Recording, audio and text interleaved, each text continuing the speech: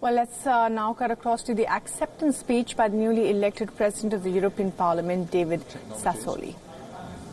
To respond to the thousands of young people who've been out on the streets demonstrating and have come here also to remind us that there is no planet B. We need to work on ever stronger gender equality too. There has to be an ever more prominent role for women in politics, in the economic and social spheres. Ladies and gentlemen, this is our visit card in a world without rules, which needs rules. We can help establish those rules.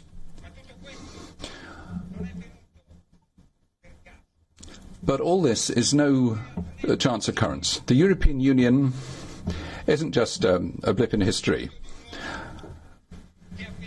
My father fought other Europeans. My mother, 20 years ago, had to leave home and find refuge with others. And I know this is a story that so many of your families also share.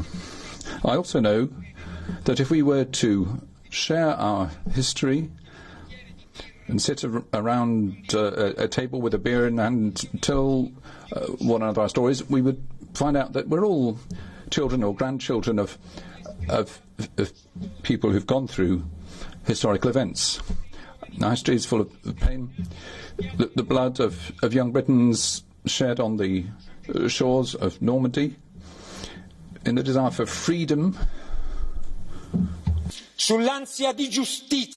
The desire for justice, the heroic Warsaw Ghetto, the spring movements put down by tanks in Eastern European countries, the desire for brotherhood. At every juncture, we have a moral duty not to renounce our humanity. Obedience cannot be seen as a virtue. We are not a blip in history. We are the children and grandchildren of those who've managed to find the antidote to this nationalist degeneration of Europe which poisoned our history. We are Europeans, and because we all love our own countries, that also makes us European. But nationalism turned into an ideology, idolatry, leads us inevitably into destructive conflict. Colleagues, politics must overcome division. We need European political parties who will increasingly be able to provide a structure for our work together.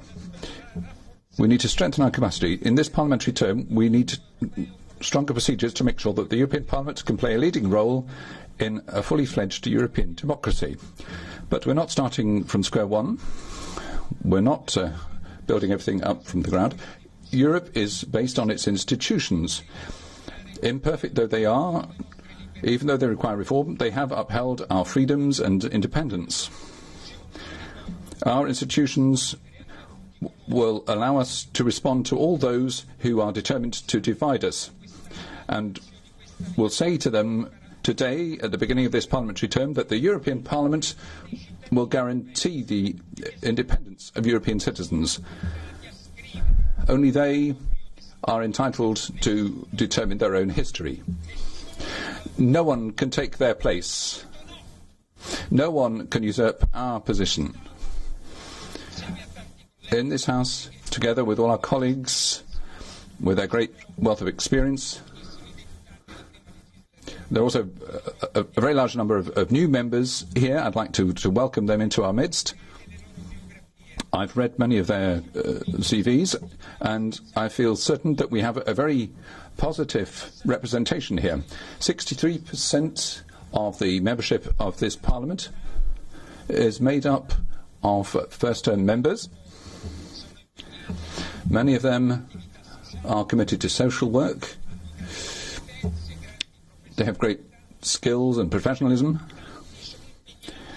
Very many of them are also involved in protecting